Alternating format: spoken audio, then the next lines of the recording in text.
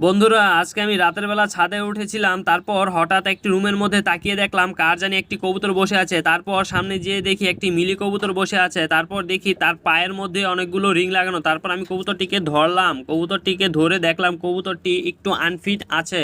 তারপর কবুতরের পাখটা আমি টেনে দেখলাম যে কবুতরের পাখের মধ্যে অনেকগুলো রেসের সিল লাগানো। তারপর এই পাশের পাখটাও আমি টান দিলাম, দেখলাম এটার মধ্যেও। তারপর আমার বুঝতে বাকি রইল না এটি আসলে একটি রেসার কবুতর, যেটি কিনা রেসে অংশগ্রহণ করেছিল এবং পায়ে অনেকগুলো রেসের টেগ লাগানো এবং পাশাপাশি ক্লাব টেগ আছে তার পায়ে।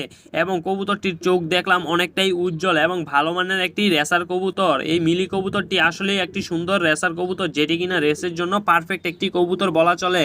কিন্তু কবুতরটি হয়তোবা কোনো কারণবশত তার মালিকের বাসায় পৌঁছাতে পারেনি। সেই কারণে পাশাপাশি আমাদের বিল্ডিংটা পাওয়াতে কবুতরটি সেখানে আশ্রয় নিয়েছে। কবুতরটিকে আমি ধরে বুঝতে পারলাম কবুতরটি আসলে একটি ভালো মানের কবুতর।